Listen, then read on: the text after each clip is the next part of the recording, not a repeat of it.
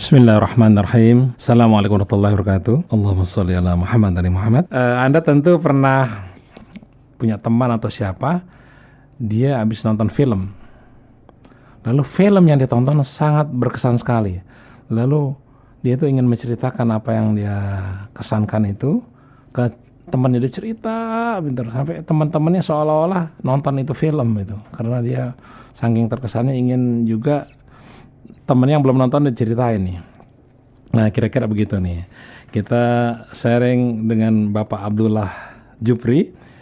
Beliau ini suka senang mendengarkan ceramah-ceramah yang baik-baik, yang bagus-bagus ya. Apakah penceramahnya dari dalam negeri atau luar negeri. Nah, hari ini kebetulan luar negeri nih. Beliau pernah menikmati ceramah dari Dr. Tariq Ramadan bin Said Ramadan bin Hasan Al-Banna. Hasan Al-Banna ini tentu sudah tahu semuanya. Beliau adalah pendiri Ikhwanul Muslimin. Jadi cucu nih, Tariq Ramadan adalah cucu dari Ikhwanul Muslimin. Cucu dari pendiri Ikhwanul Muslimin. Doktor pengetahuan, lama di Swiss. Dan dia dosen ya untuk Islamic Studies. Oleh majalah Time dia pernah dijuluki inovator dunia di bidang spiritualitas.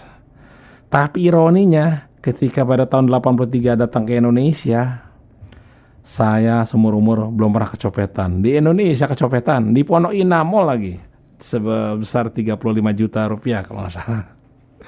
Dan kakeknya ini siapa namanya? Hasan Al-Banna. Kakeknya telah mengunjungi 17.000 desa dalam kurun waktu 20 tahun. Jadi dia bisa tahu lah gejolak di desa-desa gimana, jadi sehingga ceramahnya nyambung ya. Oke, kita sapa saja orang yang akan sharing kepada kita, yaitu Bapak Abdullah Jufri. Beliau lama, kira-kira 17 tahun di Inggris ya. SD, SMA, sampai SMA di Sukabumi, tapi kuliah di Inggris 17 tahun di sana. Assalamualaikum Bapak Abdullah Jufri. Waalaikumsalam warahmatullahi wabarakatuh.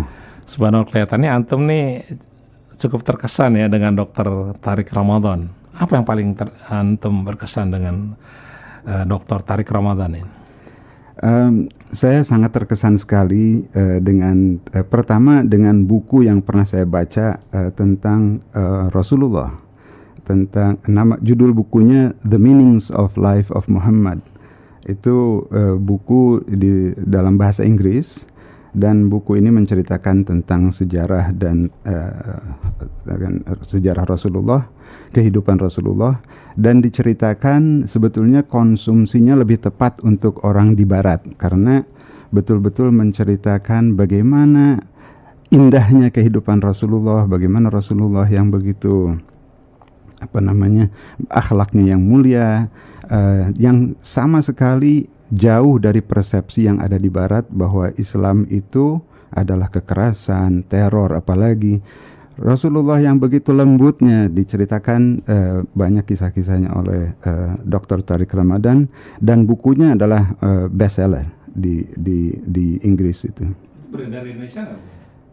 Saya belum lihat di Indonesia, tapi ini buku sudah cukup lama terbit. Dan Dr. Tariq Ramadan itu seperti tadi diceritakan, dan saya juga ketemu dengan ceramah beliau ini.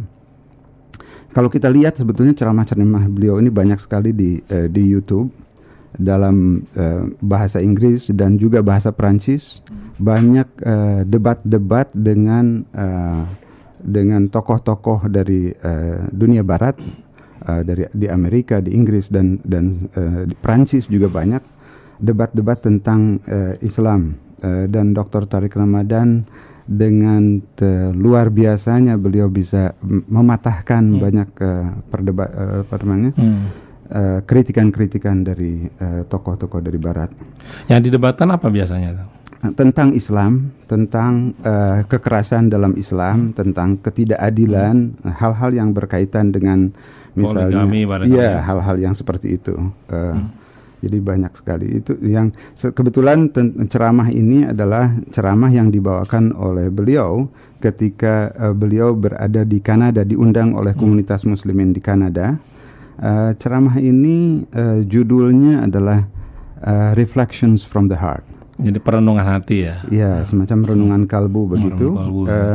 Nah, cukup mengesankan buat saya karena kutipan sebetulnya yang dikutip dalam Al-Quran yang diceritakan sebagai pembuka dari ceramah ini sering sekali kita baca, tetapi begitulah bedanya yang mengesankan buat saya bagaimana seorang cendekiawan Muslim berkelas dunia seperti beliau ini bisa memberikan perenungan yang sangat mendalam. Nah, inilah yang membuat saya sangat terkesan.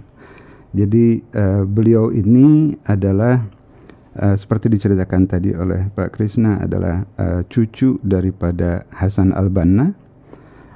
Ketika Hasan al-Banna diusir oleh rejimnya Jamal Abdul Nasir ke Switzerland, lantas putri beliau, jadi ibunya putri daripada Hasan al-Banna menikah dengan Said Ramadan dan mempunyai anak yaitu Dr. Tariq Ramadan. Jadi Dr. Tariq Ramadan ini adalah putra dari putrinya Hasan al-Banna. Jadi cucu beliau dari ibu. Ya. Beliau banyak sekali menulis buku-buku. Misalnya di antara bukunya adalah The Quest for Meaning, lantas Arab Awakening, salah satu buku yang terakhir. Ada lagi buku mengenai Radical Reform, Islamic Ethics and Liberation. Jadi betul-betul adalah seorang cendekiawan. Beliau sendiri adalah seorang Professor of Contemporary Study, Contemporary Islamic Studies di Oxford University. Beliau juga sebagai pembicara pengunjung di banyak universitas-universitas, artinya sebagai visiting professor. Beliau juga adalah Director of Islamic Education and Ethics di kalau saya juga seorang Sunni tapi bukan liberal ya? Bukan liberal, bukan. Saya kira banyak pemikirannya yang betul-betul cukup seimbang, ya, dan sangat memberikan inspirasi karena yaitu pemikirannya yang sangat mendalam. Oke, nanti kami akan putarkan itu rekaman ceramah beliau dalam bahasa Inggris ya. Ceramahnya dalam bahasa Inggris, judulnya adalah Reflections from the Heart. Ceramahnya adalah di hadapan komunitas muslimin di Kanada. Masih ada yang mau disampaikan atau langsung kita putar nih? Saya kira mungkin kita langsung saja. Oke, Iwan Anawat, sebentar lagi kami akan memutarkan ceramah dari Dr. Tariq Ramadan bin Said Ramadan. Beliau adalah cucu dari Hasan al-Banna, cucu dari pendiri Ikhwanul Muslimin. Jadi ibunya dia adalah putri dari Hasan al-Banna. Pernah kerja Jakarta tahun 2003, tapi sayang ya, kecapetan di Pondok Indah kehabisan 35 juta. Katanya dia, seumur hidup saya ini tidak pernah kecurian. Malah saya dicopet di negara muslim terbesar di dunia. Masya Allah. Kakeknya telah mengunjungi 17.000 desa dalam kurun waktu 20 tahun. Anak-anaknya namanya Maryam, Sami, Mausa, Nazwa. Istrinya namanya Iman, lahirnya di Geneva. Baik, kita dengar ceramah dari Dr. Tariq Ramadan bin Said Ramadan bin Hasan al-Banna dalam bahasa Inggris. Assalamualaikum warahmatullahi wabarakatuh. I want to thank the brothers and the organizers to give us the opportunity to come here and to take some time thinking about the essence of our message coming from the heart and trying to understand also in which way we need sometimes to take a step back and to think about us from within. I know that, and just even before that, I had a meeting with the youth, and it's very important when we live in Canada or we live in the West to think about our religion, our presence, our roles within the society, and sometimes to deal with a non-Muslim majority country. We have to do that. But still, sometimes it's important to stop, not to think about the interaction with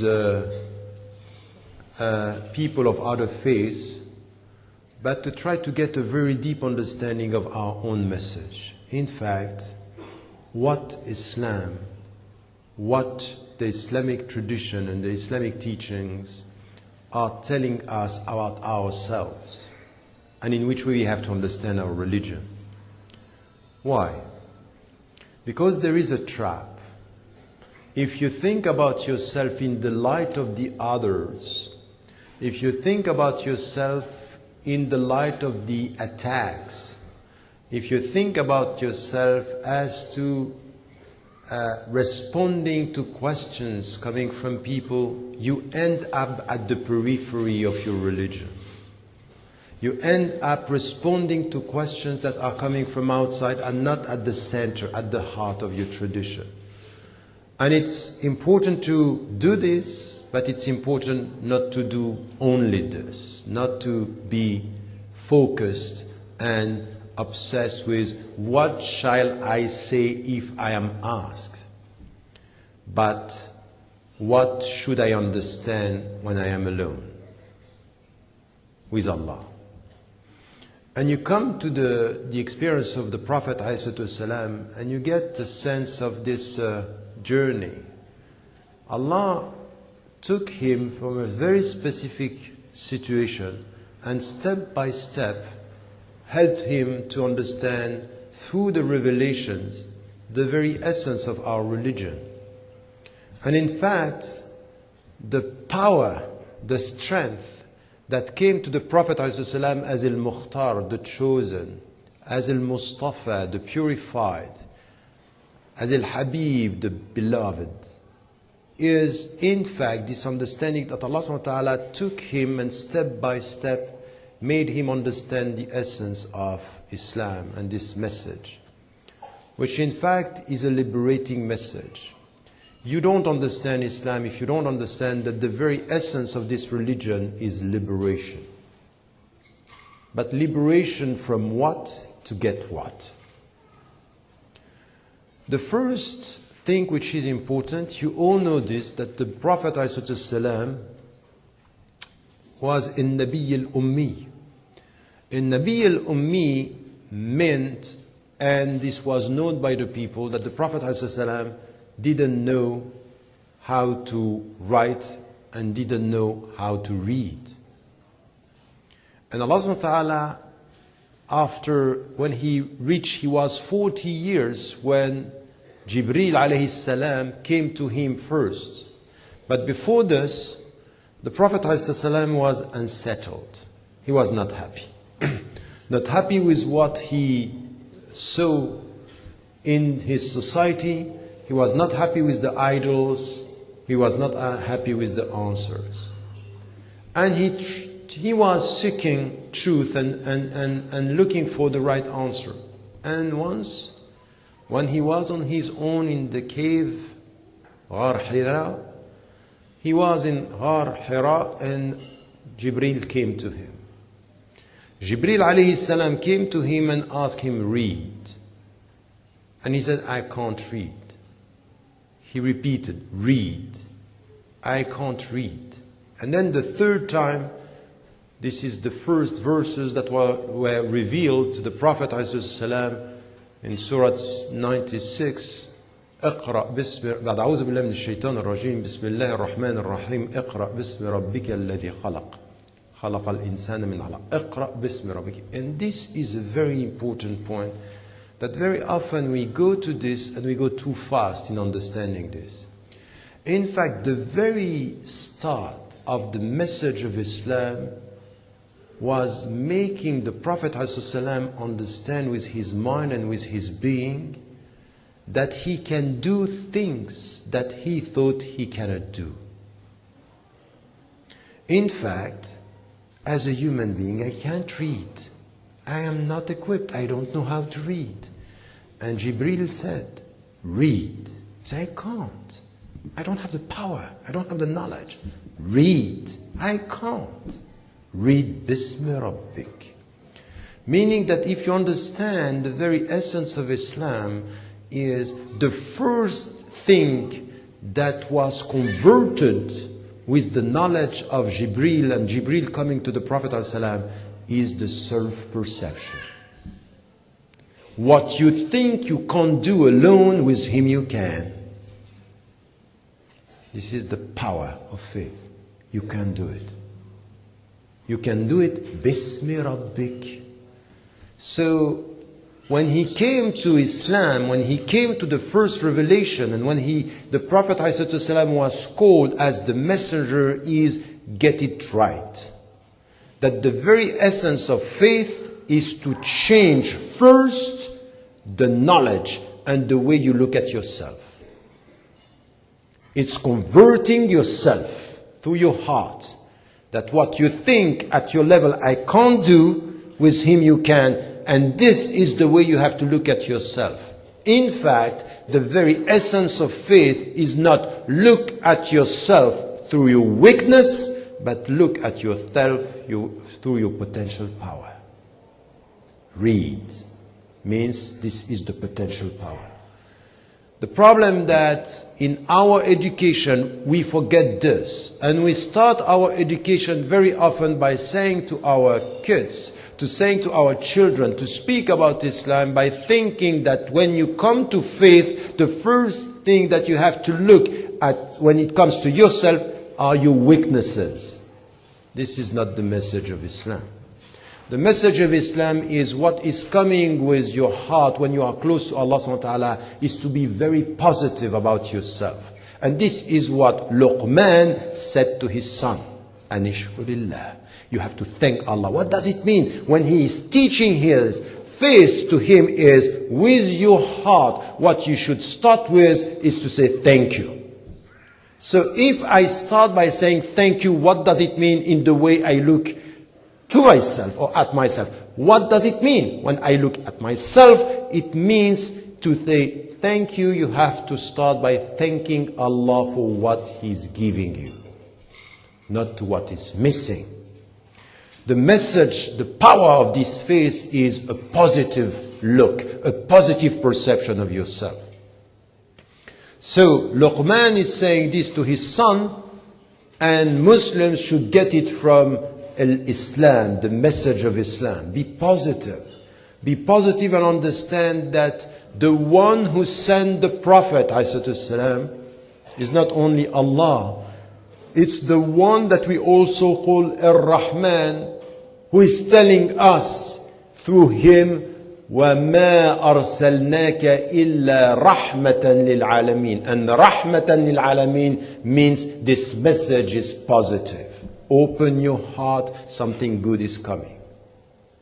يَسِّرُوا وَلَا تُعَسِّرُوا. Make it easy and don't make it difficult. More importantly, بَشِّرُوا وَلَا تُنَفِّرُوا. بَشِّرُوا means good news come. يَا أَيُّهَا الَّذِينَ آمَنُوا come. O you who believe, come. There is a good news here. And this good news is all about change the way you look at yourself. What yesterday you thought you can't do, now you can. With him. Bismi Rabbik. So this is the first conversion. This is something which was what? The Prophet ﷺ being isolated in the cave, being alone. Coming back to his wife, saying, Zammiluni, Zammiluni. Is this right? Is this wrong? Is it coming from the devil or is it going from Allah? And his wife, with her heart, comforting him, it cannot be the devil because you are good. Look at all what happened. The Jibril telling the Prophet ﷺ and saying to him, be sure that with Allah you can read. The Prophet ﷺ being shaken, going to his wife, and what his wife did is protecting him with his qualities, not his weaknesses. You can, because this is positive, because you are good. Everything which has to do with faith is to convert your sight into Don't look first at your weaknesses, acknowledge your strength and your qualities. And if you come with Islam with this is where you are positive. Start by thanking, not by looking at what is missing. And if you want to reform yourself, the further thing that you have, tazkiyat an-nafs, if you want to go to something which is reforming yourself, you should understand that you are equipped. When, for example, you have لا تزر وازرة وزر أخرى, you are not going to bear anything that is not your responsibility. Means that your responsibility, your burden, this is something that you can bear, because this is the way you were being created by Allah. So it's all positive. لا يكلف الله نفسا إلا وسعها. Positive. You are not going to be asked to do something more than what you can. So you can. And if it is said in the Quran, reform yourself, it means you can. It means look at the positive side. So it's a conversion not based on, oh, my mistakes and my sins, but my potential and my improvement. A very powerful message. And it's coming to your heart. So you have to educate yourself through your heart to thank Him. And because you thank Him, your mind look at your qualities. Which is exactly the opposite of what Muslims sometimes are doing when they are teaching Islam to their children. It's all about be scared and look at your weaknesses. Not be well and look at your strength. That you can do this, to be positive. And then you come and you go and you follow the journey. And you understand that Allah subhanahu wa ta'ala opened the heart of the Prophet ﷺ at the way he had to look at himself. Now you think that you are alone, go back to them. And you go back to them with three things. First is the knowledge of God. La ilaha illallah. Second, a book, the revelation. Iqra. This is the book coming to you. And now the powerful love of those who love you as your wife, Khadija radiallahu anha. So it's all about this. Allah Ar-Rahman is sending you a book out of His Rahmah, compassion. With this book you will find the love of your wife and you start now changing the world. Go and change. You can make this. So it's the relationship with Allah plus the love of the people who love you for the sake of Allah, and you can make it.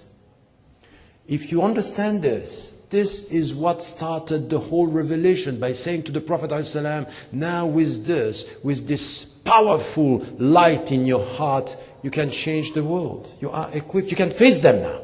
Now you have the power to face the powerful in your society. If you get that. If you understand the power of this message. And from where the power was coming. That the second step was for the Prophet ﷺ to get something which is change the way you look at the world. And all the first verses that we had that were revealed at the beginning were to change his sight.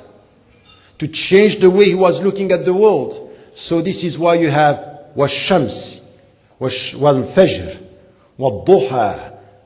All this is what? Look at nature now. What do you see in this nature? What do you see with the mountains? What do you see with the sky? What do you see with the moon? What do you see with the sun? What is this?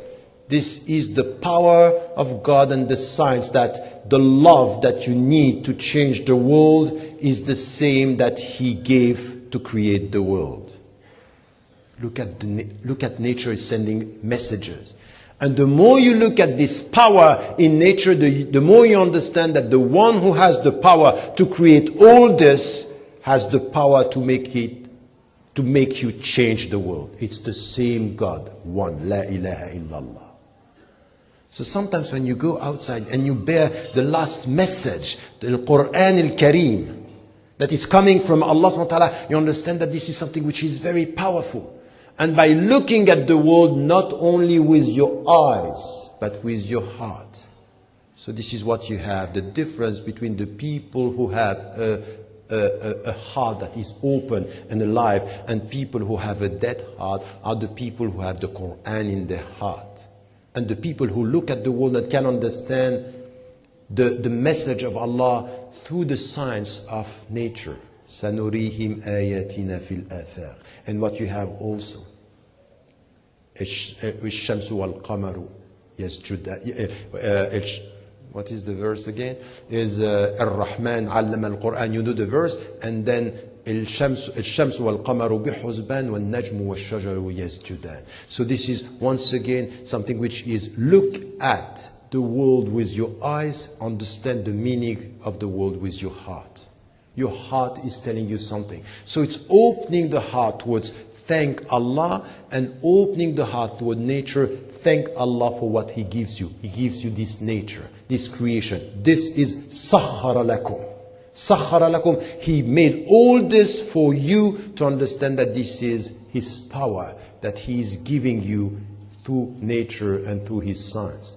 So this is the second thing that we see in the revelation, that the Prophet ﷺ was looking at the world, and all the verses were telling him, the world is a gift. Say thank you. Say thank you. But in fact, you have to look at this, that this is also another center of power. So if you think about this message, it's all connected with the power of faith. First, the power of faith that is changing you. The power of faith that is changing the way you look at the world. You look at the world and you understand in all these there are signs that Allah is sending you. I created all this for you, and now you have to use all this power with your heart to change. Look at the world with your heart and understand that even the stars, even the trees, even the elements are prostrating to Allah. There is nothing in the world which is not prostrating to Allah, but you don't understand their prayers. If you look at them with your minds, but you get it if you look at them with your heart. So it's open your heart now. Allah is talking to you, open your heart. You should be with the revelation exactly as you should be when you open the Quran. You make wudu, you open the Quran. You have two ways of reading the Quran. You read it with your mind, or you open it with your heart. And the way you read the Quran with your heart means that sometimes the Quran is not talking to your mind, but attracting and taking your heart. Exactly when we heard our brother reading the Quran now, the voice, the way you recite the Quran is an open channel to your heart, not only your mind. You have some people who don't understand Arabic. The only fact that they can listen to the Quran, it's opening something in their heart. So this is the power of faith. So this is what came first, the Prophet ﷺ. And then third, conversion, which was in fact something which is very strange. He's alone.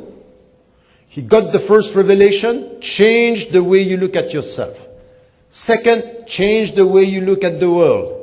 And now, change the way you look at the society. And you might think that power is coming with the powerful within the society. That's not true. This is not the message of Islam.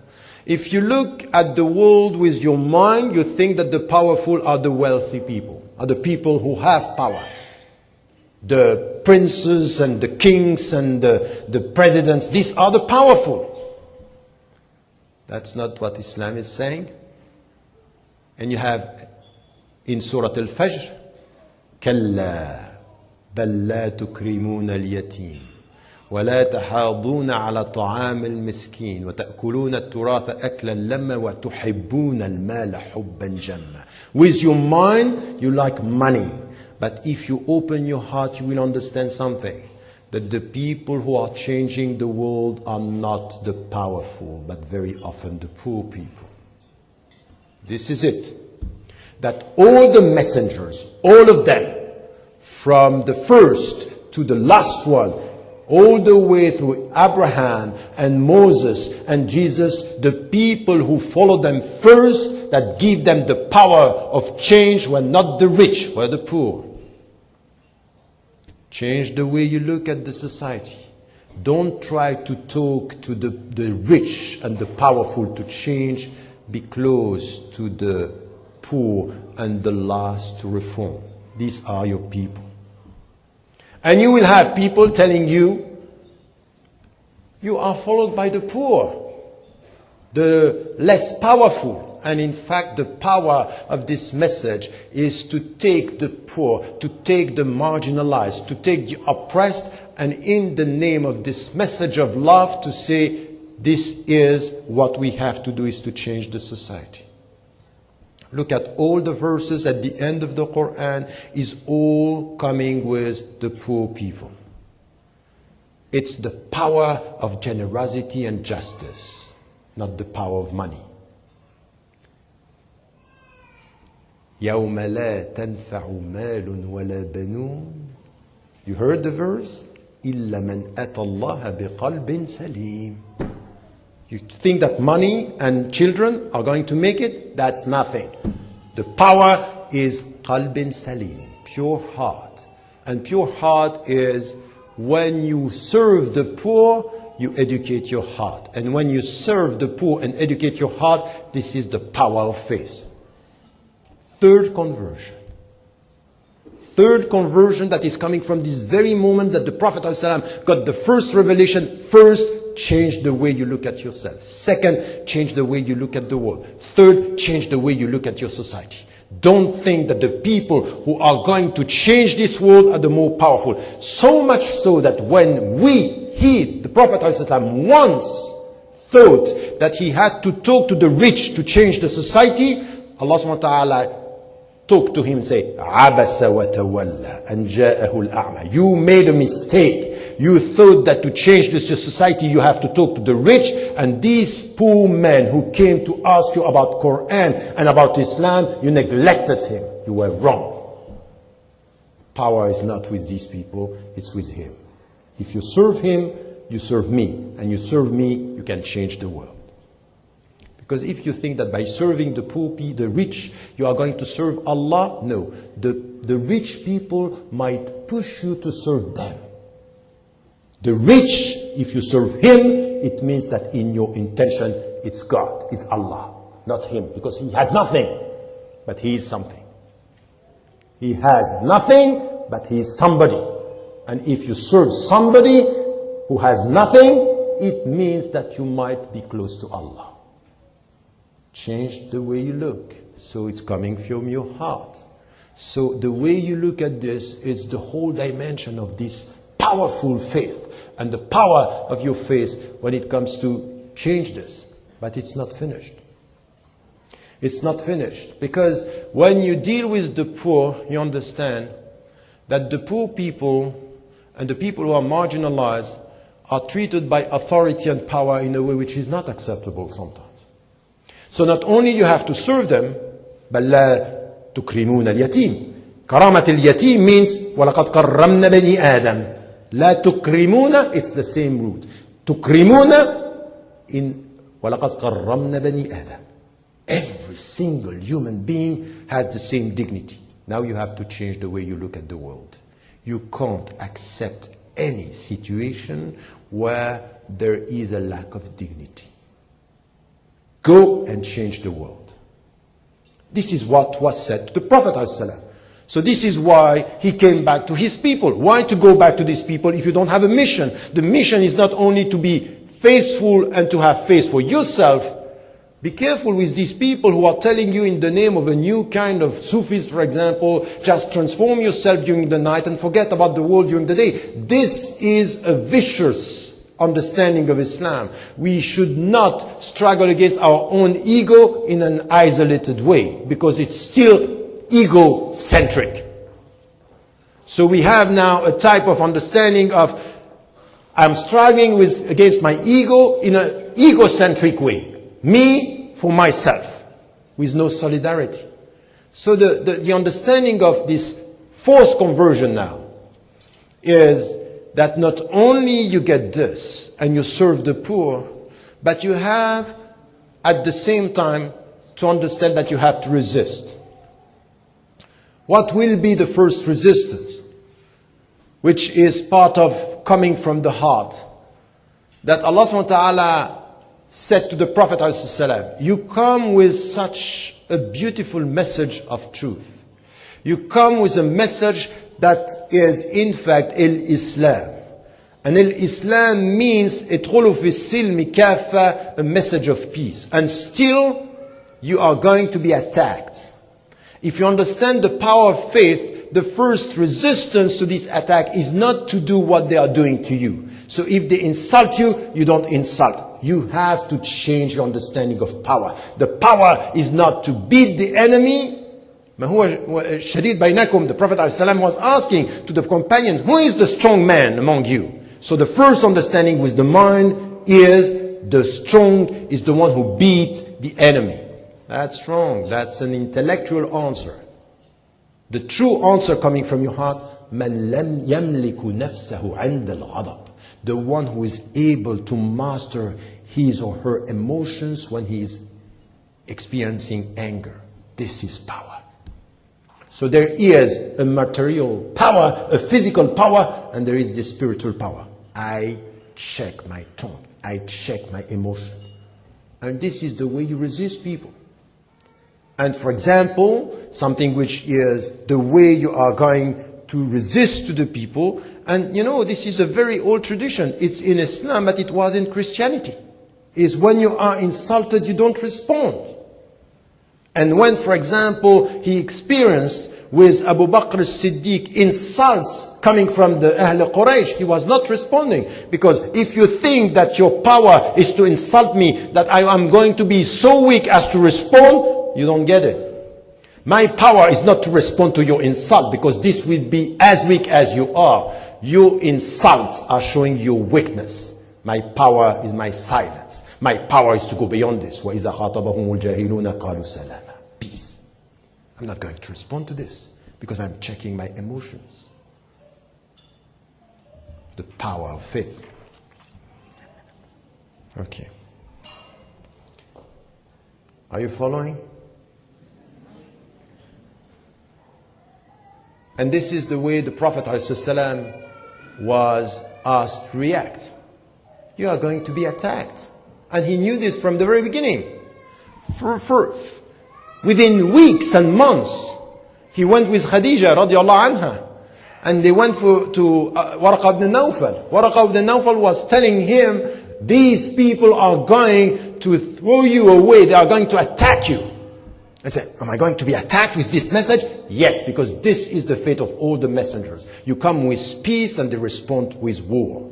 What are you going to do? To be as weak as responding? No, you have to resist. And the first weapon that you have is not violence, is not to kill, is to resist to what is wrong with them and to answer with the Quran. وَلَا تُطِيعَ الْكَافِرِينَ وَجَاهِدْهُمْ بِهِ جِهَادًا كَبِيرًا. The greatest jihad is to respond to the attack with the Quran. And what is the Quran? It's not a direct response. Get that right. Sometimes the people are attacking you and they are expecting you to respond to their attack. Exactly what they are doing. Don't do that. The Quran is much more powerful than their attack. So sometimes you have to respond beyond their questions and beyond their attacks. So the Quran, the Prophet ﷺ, you remember this if you have studied the seerah, the biography of the Prophet ﷺ. Very often when he was attacked, he was to quote the Quran. So meaning what? I'm not responding to your attacks, I'm responding from the source. And the source is stronger than your weakness. The source is stronger than what you are trying to do to me. My power is coming from the source. Inna lillah. I belong to him. So, وَجَاهِدْهُمْ بِهِ means with the Quran respond to their attack. And this is the biggest, so it's an intellectual resistance. Knowledge, it's power. And it's coming with your heart, so be strong. And you have to be courageous. And this is the fifth conversion. If you get this right, if you understand this right, if you know that the meaning of La hawla wa la quwwata illa billah, there is no power and no strength but with God. This hymn is giving me this strength. So I'm not going to play with my enemy. I'm not going to respond directly to your attacks, but I'm equipped to come with this power. And then this is coming from where? It's coming from your faith. And it's coming from what? This remembrance that one day you are going back to Him. It's coming from al-itmi'nan. It's coming from al-nafsul mutma'inna, that I'm assertive. I'm not scared. Musa alayhi salam, Ibrahim alayhi salam, all were facing the enemies. La takhshawhum wakhshawni. Don't be scared. Don't be frightened. They are going to try to do this. Just be at peace with yourself. If you know me, know yourself. If you know yourself, know your message. If you know the message, don't be scared of the people who are resisting, because your message is stronger, more powerful than what they are trying to do. So it's as deep as, in fact, أفضل الجهاد كلمة حق أمام سلطان جائر. So the best jihad is a word of truth in front of a tyrant, a transgressor. It's coming from where? That you are able to speak the truth in front of someone who can kill you. And at the end, Allah subhanahu wa ta'ala is saying, لا تخشوهم, don't be scared. وَإِذَا قَالَ لَهُمُ النَّاسُ إِنَّ النَّاسَ جَمَعُوا لَكُمْ, so that all the people are gathering against you, فَزَادَهُمْ إِيمَانًا, they have more iman. It's coming from the heart. Do you think that we are scared? But let us end with all this now. It's the story of the Prophet ﷺ. 5, 6 conversions that is giving this power of faith, all coming from the heart and this confidence. It-tawakkul ala Allah. I trust Him. Now, let me tell you something. You are Muslim Canadians and Canadian Muslims who live in this society. How much of this do you have in your heart? How much of this power are you experiencing that at the end you understand that you have a mission? And the mission is in Canada, first, whatever is the situation in this society, be confident and be positive about yourself. Be positive. Be positive. If Allah put you here in this society facing these challenges, if you trust Him, it means that you are able to make it. You are as able to make it as the Prophet ﷺ was able to read. Bismi Rabbik. We can make it in Canada. Bismi Rabbina. You are as able as him, because it is said in the Quran, لَقَدْ كَانَ لَكُمْ فِي رَسُولِ اللَّهِ أُسْوَةٌ حَسَنَةٌ. So he is the best example. And as he didn't know how to read, Allah through Jibreel alayhi salam gave him the power of doing this. In Canada, as Muslims, you have the power to make it. Don't put yourself as victims. You are not victims. You are tasted. And you can make it. Be positive. First, conversion. Second, look at the world around you. You have in this country, this nature, this environment. Celebrate this. But to celebrate the environment means you have to study. You have to make this yours. You should know why you have to thank Allah for being in this country. You can keep on thinking about the countries of origin that you left, but you have to convert this into something. Thank Allah for being in Canada. And if you don't know why you have to thank Him, you must maybe start checking and looking for an answer. Why, as Muslims living in Canada, you should now say, thank you, I am here. And if you can't say thank you, it's not because it's not coming from Allah, it's coming from your weaknesses and your lack of understanding of your own fate in this world. You are not in Canada by accident. You are not. And if you get why you are here, you start thinking, I'm here because there are many things in this society that are even better than in Muslim majority countries. Many things that you can do, many opportunities, many rights that you have. Go ahead, say thank you and start working. Second conversion. The third one is about who are you supporting? Who are the people who are close to you? Are you talking to ministers or are you respecting poor people in this society? Are you on the side of the marginalized in Canada or only looking to be respected and to please the powerful? Have you learned from history, yes or no? Or are you repeating the same mistakes? Are you now serving the poor in Canada, serving the oppressed, showing solidarity, love to all the people who are experiencing anything which has to do with injustice and dignified treatment, anything, you should be on their side. This is Islam, because this is the way you follow the Prophet. And it's even more than that. يُطْعِمُونَ الطَّعَامَ عَلَى حُبِّهِ. So you do this in the name of Allah because of your love towards Allah. وَلَا نُرِيدُ مِنْكُمْ جَزَاءً وَلَا شُكُورًا. We don't want to be rewarded. We don't want to be thanked. This is what we do because we understand it's coming directly from our connection to Allah. Are you doing this in Canada? Do you get the message? Or are you saying we follow the Prophet ﷺ but not in this teaching? That's the point. It's coming from your heart. Who are the people you are serving? And I will tell you if you serve Allah. If you are useful in this society, you serve Him. If you serve yourself, you are far. And some are in Canada to serve themselves, not to serve the society.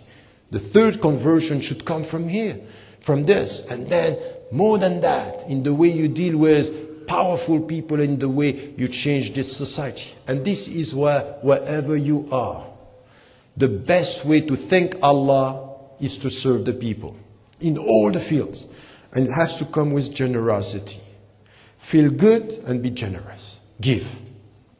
To believe is to give. To give to anyone who is in need. To give to your fellow human beings. To give to women who are facing discrimination or violence. We give and we support and we protect.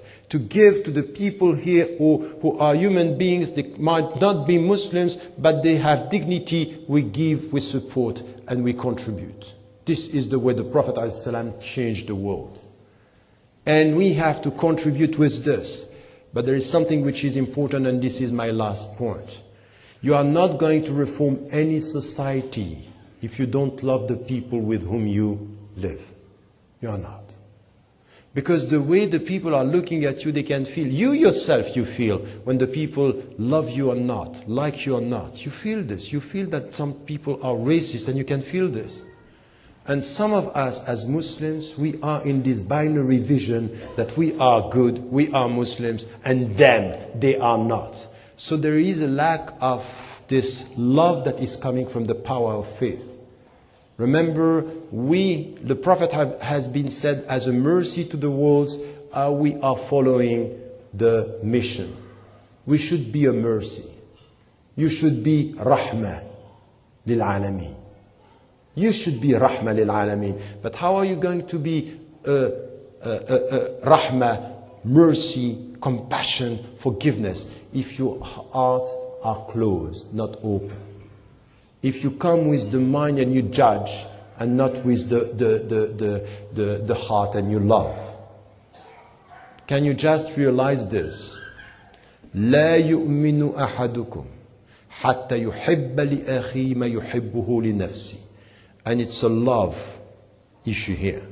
You are not going to complete your faith if you don't love. You don't love. You don't love for you fellow human beings what you love for yourself. If you don't, there is something which is missing in your faith. And Imam al-Nawawi was saying, we are here talking about al-ukhuwa al-insaniyya. ليست فقط الأخوة الإسلامية. It's about human beings. So you have to ask yourself, truly, do you love for your fellow human beings what you love for yourself? And if it's not, this is the starting of the true struggle. This is the way you change the way you look at yourself. you change the way you look at the world, you change the way you look at the poor, you change the way you look at power, you change the way you look at wealth, you change the way you look at the society, and you give something. So, in the name of God, Bismillah ar-Rahman ar-Rahim, serve Him, love and give. Wallahu a'lam wa a'la wa ahkam. Wassalamu alaikum warahmatullahi. Ya, waalaikumsalam warahmatullahi wabarakatuh. Demikian tadi ceramah yang disampaikan oleh Dr. Tariq Ramadan. Beliau adalah cucu dari Hasan Al-Banna, pendiri Ikhwanul Muslimin, yang tadi itu ketika beliau ceramah di Kanada. Kemudian rekan kita Bapak Abdullah Jufri terkesan sekali dengan ceramah itu, maka dia ingin sharing kepada Anda semua. Oke, nanti kita akan dengar ya ulasannya apa. Jadi kalau Anda tinggal di Barat dan Anda harus menjawab pertanyaan-pertanyaan dan kritikan-kritikan tentang Islam, bisa jadi ini akan berbahaya dan Anda masuk ke dalam perangkap di mana Anda akan terpaksa memikirkan Islam dari kulit-kulitnya saja. Hal ini penting untuk dilakukan, tetapi penting untuk melakukan bukan hanya hal itu, bukan hanya memikirkan apakah yang saya harus jawab ketika saya ditanya. Kira-kira begitu nanti akan diberikan ulasan oleh Bapak Abdullah Jufri. Tadi apa yang disampaikan itu? Ya. Bismillahirrahmanirrahim. Ini memang sangat berkesan sekali buat saya, jadi saya ingin sekali untuk sharing dengan para pendengar sekalian.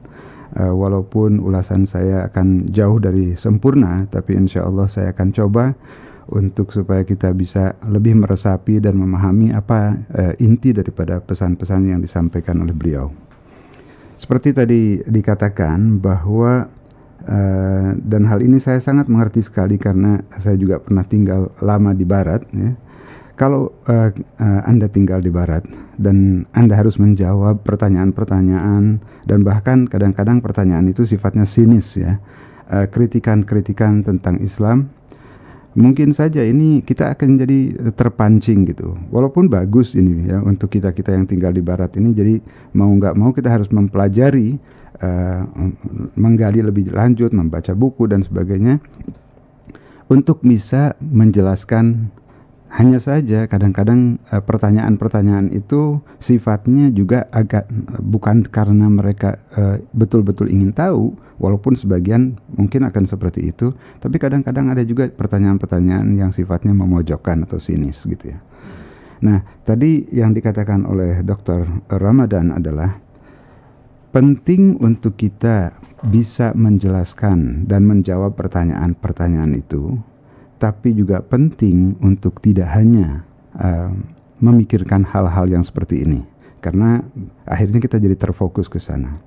Jadi apa yang dikatakan oleh Dr. Ramadan, sebagai Muslim di Barat kita harus duduk, stepping back, lantas memikirkan kembali tentang apa sebetulnya Islam itu dari intinya.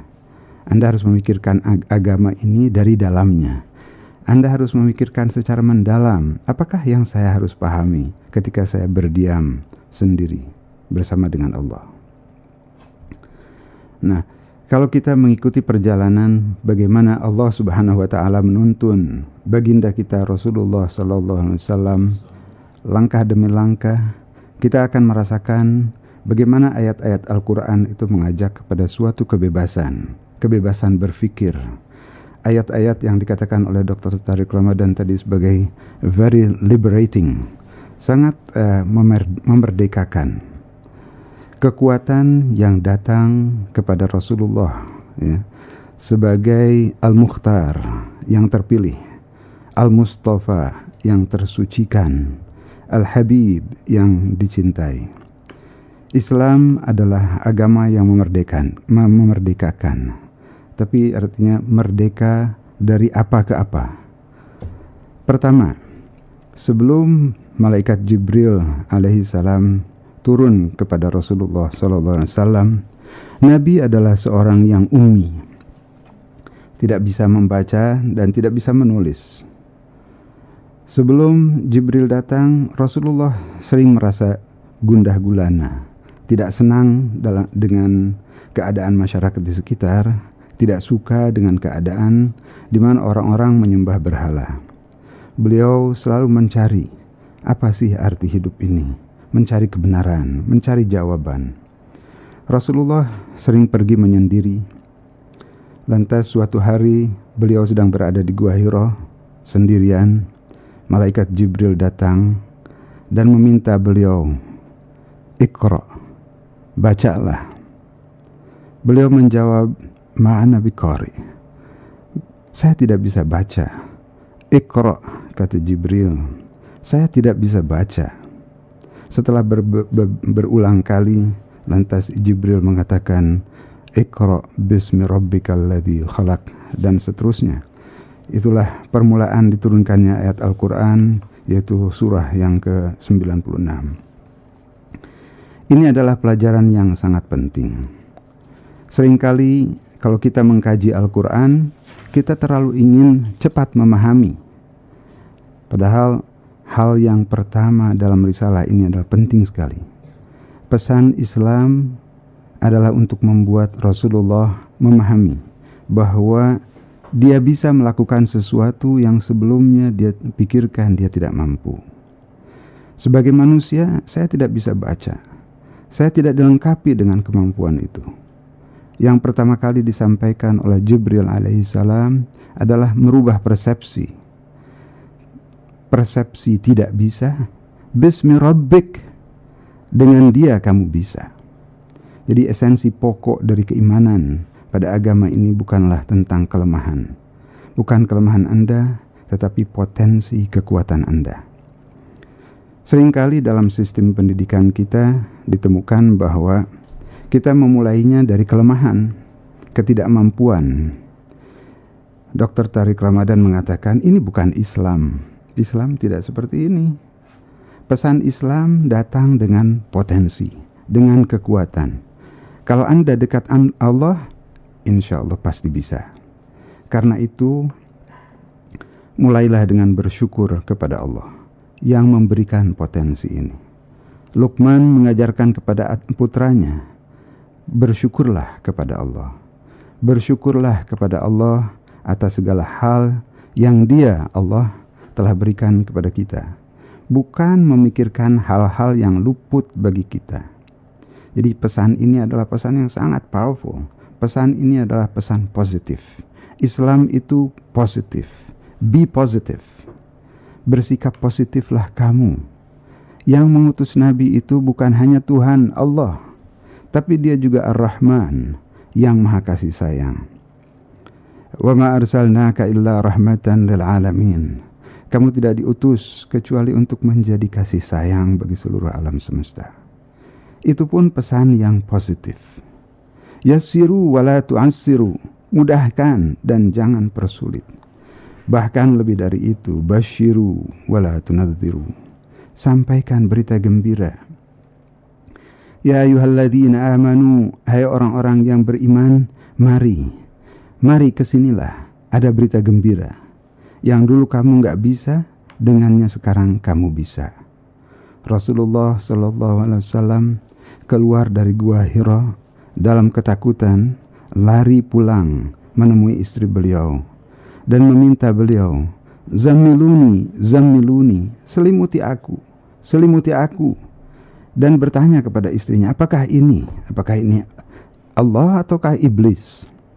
Istri beliau menenangkan kekasih tercintanya, tidak mungkin ini iblis, ini tidak pasti datang dari Tuhan.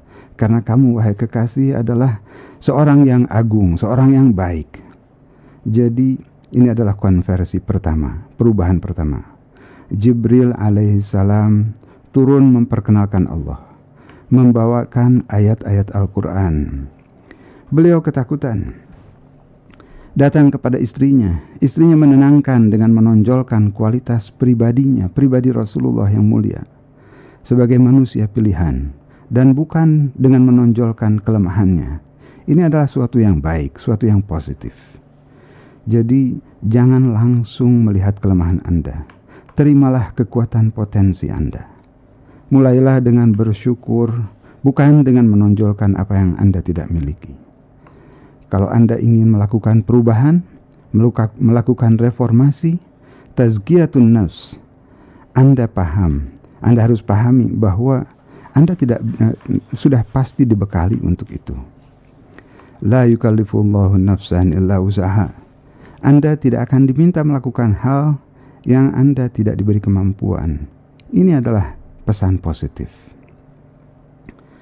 Quran, Allah memerintahkan dalam Al-Quran, rubahlah dirimu karena kamu mampu.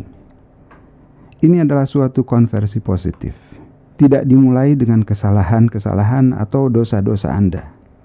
Pesan yang sangat kokoh, pesan yang sangat powerful.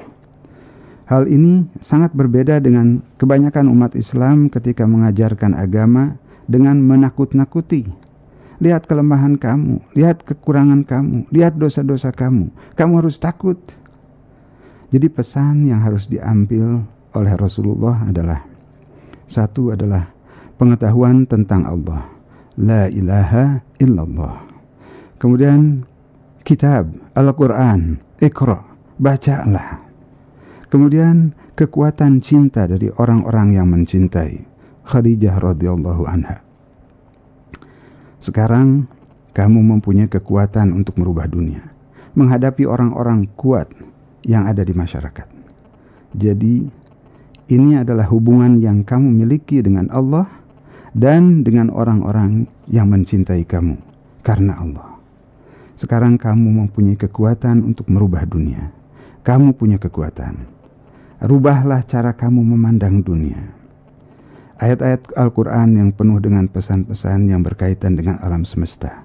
Wasyams, wal fajr, wal duha. Lihatlah alam semesta. Apa yang kamu lihat pada matahari, bulan, langit, gunung-gunung? Apa yang kamu lihat di sana? Di sana ada kekuatan. Kekuatan dari Yang Maha Pencipta, yang menciptakan itu semua, yang menciptakan dunia, alam semesta. Kekuatan itu adalah kekuatan yang sama, Tuhan yang sama, yang mampu merubah dunia. Lihat dunia ini, bukan hanya dengan mata, tapi dengan hati.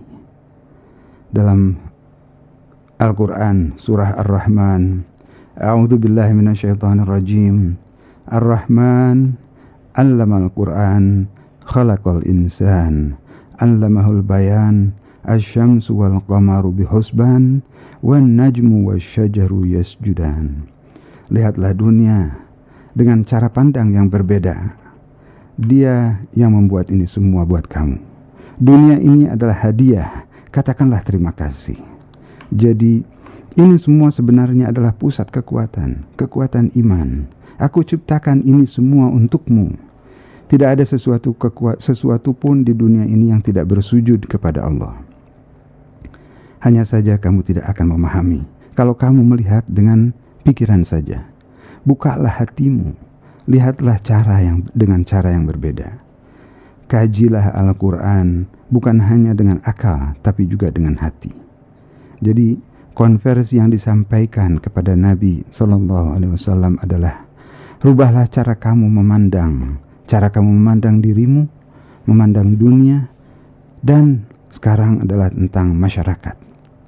Dan kamu harus bertahan, kamu harus tawakal, la haula wa la quwata illa billah.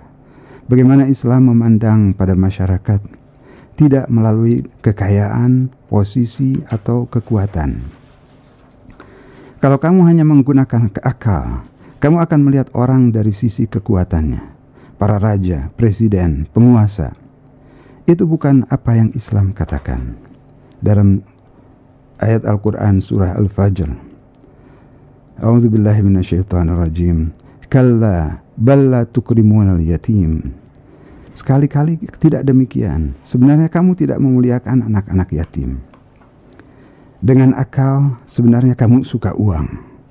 Orang-orang yang mempunyai kekuatan merubah dunia seringkali bukan orang kaya, tapi justru orang-orang kecil, orang-orang miskin. Pesan-pesan risalah Nabi Ibrahim, Nabi Musa, Nabi Isa menyentuh orang-orang bawah, orang-orang miskin. Para nabi memberikan mereka kekuatan perubahan. Orang-orang akan berkata bahwa kamu diikuti oleh orang-orang kecil, orang-orang miskin. Kekuatan risalah ini adalah kekuatan kemurahan hati, keadilan, bukan kekuatan uang. Kekuatan datang dari hati yang suci. Yauma la yanfa'u malun wala banun illa man atallaha biqalbin salim. Kekuatannya adalah qalbin salim, hati yang suci. Quran surah Abasa mengajarkan Nabi bahwa salah ketika melayani si kaya dengan mengabaikan si miskin. Kamu melayani si miskin, berarti kamu melayaniku. Kalau kamu melayaniku, kamu bisa merubah dunia. Orang kaya mungkin akan mendorong kamu untuk melayani mereka. Dia si miskin, tidak memiliki apa-apa. Dia memiliki Allah. Dan kalau kamu melayani dia, kamu dekat dengan Allah. Persepsi sebagian sufi yang menyangkal dunia dalam beribadah adalah salah. Karena mereka hanya memuaskan kepentingan diri sendiri. Anda tidak akan bisa berjuang melawan ego dengan cara yang egosentris, tanpa solidaritas. Konversi berikutnya adalah bahwa kamu harus berjuang, kamu harus bertahan. Pesan Islam adalah pesan damai, tapi kamu bakal diserang, dan kamu harus bertahan. Kekuatan tidak datang dari kekuatan fisik, tapi penguasaan intelektual, kekuatan nalar, dan kekuatan spiritual. Menghina orang menunjukkan kelemahan seseorang, dan membalas dendam dengan cara yang sama berarti menunjukkan kelemahan yang sama. Kekuatan adalah dengan bertahan, dengan mengontrol emosi, dan berdebat dengan menggunakan nalar. Inilah kekuatan iman. Warakah bin Naufal, sepupu Siti Khadijah, menasihati Nabi, hati-hati, kamu bakal diserang, karena begitulah nasib semua para nabi. Jihad yang paling besar itu bukan dengan balasan langsung, tetapi menjawab dengan Al-Quran, bukan jawaban langsung. Balaslah dengan jawaban yang jauh melampaui serangannya. Quran adalah sumber yang jauh lebih kuat. Innalillah, semua ini kita milik Allah. Gunakan pertahanan intelektual. Knowledge is power. Ilmu adalah kekuatan. Jangan takut. Be at peace with yourself. Bertenang hatilah. An-nafsul mutmainnah. Afdalul jihad adalah dengan menggunakan kata-kata yang benar di hadapan para tiran, orang-orang yang mampu membunuh kamu. Nah sekarang di Kanada. Di Kanada ini kaum muslimin, seberapa banyak Anda memiliki hati seperti ini? Anda memiliki misi di Kanada. Percaya dirilah, berpikir positiflah. Allah menempatkan Anda di Kanada. Anda bisa, Anda memiliki kekuatan. Bismi Rabbik, pasti bisa. Laqad kana fi Rasulillahi uswatun hasanah. Anda memiliki contoh yang mulia pada Rasulullah. Jangan anggap diri Anda sebagai korban. Rayakan keberadaan Anda dengan belajar. Bersyukurlah kepada Allah. Anda berada di sini bukanlah suatu kecelakaan. Banyak kesempatan, banyak kebaikan-kebaikan yang ada di sini. Siapa yang Anda dukung? Apakah orang-orang kuat yang yang Anda ingin senangkan? Apakah hanya mereka? Ataukah kaum papa, kaum pinggiran yang tersisihkan? Apakah kalian menunjukkan solidaritas kepada mereka? Lakukan ini dengan dan atas nama Allah, karena cintamu kepada Allah.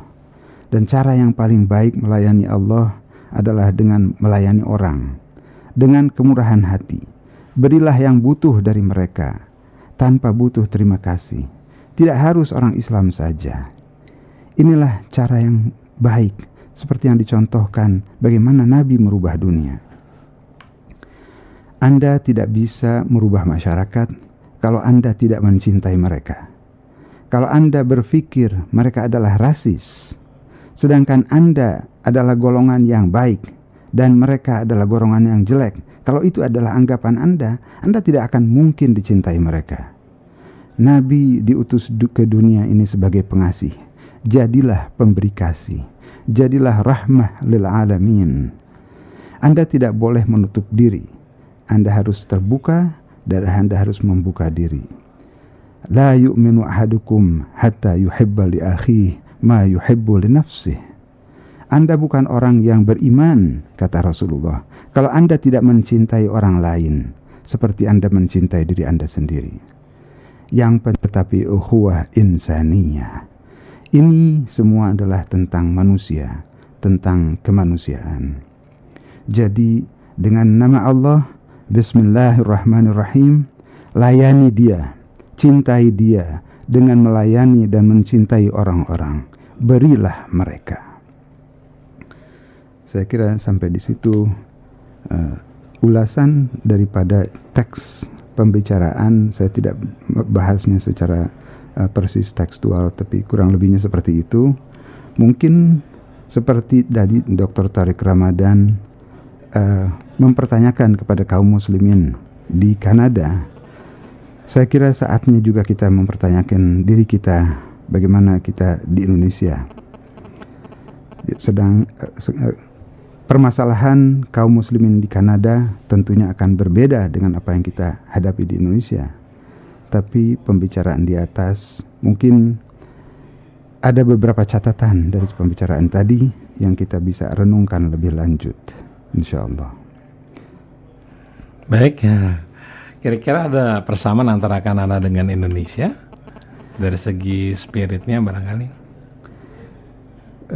Saya sebetulnya mencatat beberapa hal dari pembicaraan tadi untuk mungkin kita renungkan lebih lanjut tentang misalnya berpikir positif lah. Jangan kita melihat diri kita dari segi kelemahan atau kekurangan kita. Apalagi kadang-kadang orang Indonesia ini pinter-pinter, tapi kalau ketemu sama orang asing terus menjadi lemah gitu, menjadi nggak pede. Begitu juga kalau kita berhadapan dengan pemahaman-pemahaman yang berbeda. Jadi pesan saya kira yang tadi mungkin bermanfaat adalah untuk kita renungkan lebih lanjut. Lihatlah dengan potensi yang kita miliki dan yang kita bisa keluarkan dari diri kita. Kita harus ingat bahwa Allah sudah memberikan kita modal yang luar biasa. Tadi seperti dikatakan oleh Dr. Ramadan, mulailah dengan bersyukur. Mari kita syukuri nikmat Allah. Dan untuk ini pun tidak hanya dengan sekedar mengucap Alhamdulillah. Sebaik-baik cara bersyukur adalah dengan menjalankan perintah Allah, menjauhi larangannya, bahkan berusaha menghindarkan kemungkaran agar tidak terjadi pada diri kita dan sekitar kita. Jadi jangan melihat apa yang orang lain miliki dan yang luput dari kita. Syukur yang kita miliki dan yakini bahwa semua ini adalah pemberian dari Allah. Dan kita berhusnudzan kepadanya. Apa yang Allah berikan adalah yang terbaik. Inilah bagian daripada apa yang diceritakan oleh Dr. Ramadan tentang positive thinking. Kemudian kita yakin bahwa semuanya ini adalah dari Allah. Allah yang maha menguasai dan juga Allah yang maha kasih.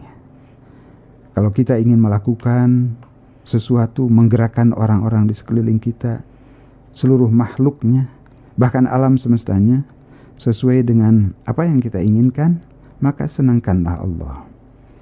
Lakukanlah segala hal yang akan membuat Allah akan ridho dengan kita.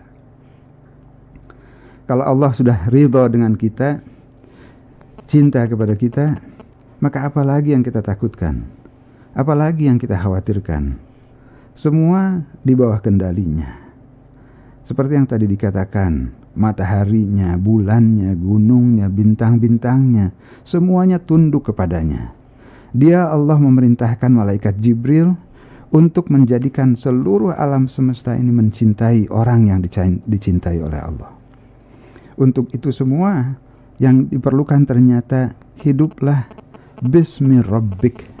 Hiduplah karena Allah. Jadi kalau kita ingin memegang kendali dalam kehidupan kita, ingin menjadi manusia yang paling merdeka, jangan sandarkan kehidupan kita kepada para penguasa, orang kaya. Orang yang paling merdeka adalah orang yang hidupnya hanya karena Allah. Bismi Rabbik. Dan ini sangat sesuai dengan perintah Allah, wa ma khalaqtul jinna wal insa illa liya'budun. Hidup ini hanya untuk beribadah kepada Allah.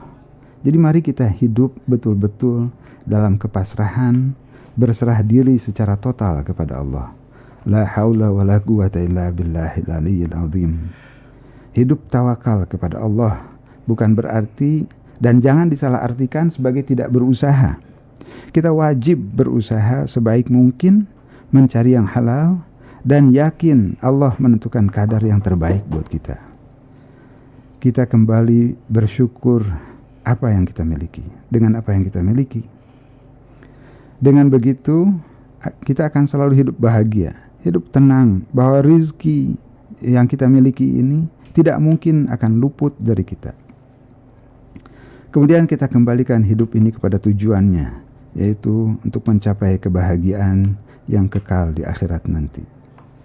Kalau kita sadar akan hal ini, maka kita akan menjalani hidup ini sesuai dengan perspektif yang tepat. Kita utamakan yang layak untuk diutamakan, kita kesampingkan hal-hal yang tidak terlalu penting. Allah sudah membekali kita modal yang amat besar, yaitu fitrah untuk tunduk patuh, beriman kepadanya. Dia memberikan kita bimbingan, yaitu Al-Quran dan Rasulullah. Kita harus hidup, harus terus mempelajari, mengkaji Al-Quran, menjadikan sebagai cahaya bimbingan kita. Rasulullah adalah cahaya itu sendiri sebagai suri teladan yang Allah berikan kepada kita. Laqad kana fi Rasulillahi uswatun hasanah. Al-Quran dan Rasulullah itulah nur, cahaya yang harus kita raih, kita serap, dan pantulkan kembali kepada orang-orang di sekitar kita. Nur ala nur. Dengan perspektif kehidupan seperti ini, kita tidak akan terganggu dengan hal-hal yang kecil yang akan selalu mengganggu kita. Sebagaimana Nabi selalu dirongrong, diserang, pada kita pun kita akan selalu mendapatkan ujian-ujian. Kita harus yakin bahwa ujian itu adalah atas izin Allah. Karena itu kita hadapi semua itu dengan sabar. La yukallifullahu nafsan illa usaha. Kita tidak akan diuji dengan hal-hal yang kita tidak mampu menanggulangi. Kalau kita sabar, maka derajat kita akan meningkat. Jadi jangan khawatir dengan cercaan dan hinaan. Kalau kita bertekad untuk hidup di jalan Allah, hal ini hampir bisa dikatakan sebagai keniscayaan.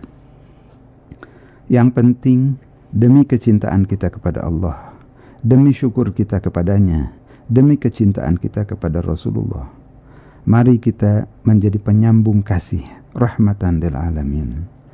Rasulullah katakan, sebaik-baik manusia adalah yang paling berguna untuk orang lain. Khairukum anfa'ukum linnas. Apakah kita sudah betul-betul menjadikan hidup ini hanya untuk berbagi kasih dengan orang lain, baik muslim ataupun non-muslim? Suatu hal yang sangat mengherankan di Indonesia, ada masyarakat muslim yang keimanannya dijual demi untuk mendapatkan beberapa bungkus mie instan atau sedikit santunan. Kemana zakat dan sedekahnya muslimin? Seberapa banyak sedekah dan zakat yang kita keluarkan? Apakah kita lebih peduli kepada dunia yang tak lama lagi akan kita tinggalkan, sehingga kita atas nama anak kita, keturunan kita lebih suka menumpuk harta? Karena ketakutan kehilangan penghasilan di masa tua atau sakit, kita menjadi takut untuk bersedekah. Mari kita hidup bismi rabbik. Hidup yang benar-benar karena Allah. Yakin Dia Maha segala pengatur. Kenapa takut? Yakinlah, dengan hidup seperti ini Allah akan mudahkan segala urusan kita. Seperti nasihat Dr. Tariq Ramadan tadi, kita perlu memikirkan hal-hal yang sifatnya periferi atau furu', masalah-masalah fikih. Tapi penting to think not only this. Bukan hanya ini yang harus kita pikirkan. Pikirkan Islam dari bobot utamanya, tujuan utamanya. Seperti yang dikatakan Rasulullah, innama bu'ithu liutammima makarimal akhlak. Mari kita contoh akhlaknya Rasulullah, akhlak rahmatan lil alamin. Mari kita terus hidup di jalan Allah, bismi rabbik, dan meneladani Rasulullah. Mudah-mudahan dengan begitu kita akan menggembirakan Allah, kita akan membanggakan Rasulullah, kita sebagai umatnya. Wallahu alam. Para pendengar yang dirahmati Allah, demikianlah ulasan dari saya, yang pasti banyak kekurangan-kekurangan. Mudah-mudahan bermanfaat untuk kita semua. Mohon maaf atas segala kekurangan dan kelemahannya. Allahumma sholli ala Muhammad wa ali Muhammad, wabillahi taufiq wal hidayah. Wassalamualaikum warahmatullahi wabarakatuh. Waalaikumsalam warahmatullahi wabarakatuh. Demikian tadi Bapak Abdullah Jufri. Beliau tadi telah menceritakan kepada kita tentang ceramah dari Dr. Tariq Ramadan. Beliau adalah cucu dari Hasan Albana, pendiri Ikhwanul Muslimin. Ya, cuman ada yang tanya ini, apakah Dr. Tariq Ramadan masih aktif di Ikhwanul Muslimin?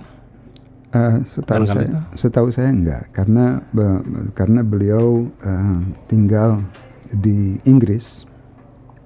Aktivitasnya adalah di Universitas Oxford, salah satu universitas yang paling terkenal di Inggris, mungkin dari dua yang paling terkenal di Inggris, Oxford dan Cambridge, dan tentunya sebagai universitas unggulan di dunia ini. Oke. Ini ada pertanyaan lagi dari Bapak Soleh. Bagaimana keadaan Muslim Kanada? Apa ada yang saling mengkafirkan karena berbeda sudut pandang? Ya, saya mungkin kurang begitu tahu juga tentang kondisi Muslimin di Kanada. Oke, sepertinya mudah-mudahan tidak ada ya. Baik, mungkin insya Allah nanti kita akan mendengar Jeffrey Lang ya. Insya Allah. Oke. Demikian di Wananot sharing dari Bapak Abdullah Jufri tentang ceramahnya Dr. Tariq Ramadan. Jadi beliau ingin berbagi kepada kita tentang ceramah beliau. Menarik sekali ya. Penguasaan bahasa Inggrisnya, bahasa Perancis juga, bahasa Arab ya. Iya. Tariq Ramadan ini menguasai berbagai macam bahasa. Baik, insya Allah kita berjumpa lagi di sharing yang lain. Mungkin sharingnya Jeffrey Lang atau yang lainnya. Baik, saya Muhammad Krishna dan Andri. Mohon pamit. Terima kasih Bapak Abdullah Jufri atas sharingnya. Terima kasih juga atas kesempatannya. Alhamdulillah. Wabillahi taufiq wal hidayah. Wassalamualaikum warahmatullahi wabarakatuh.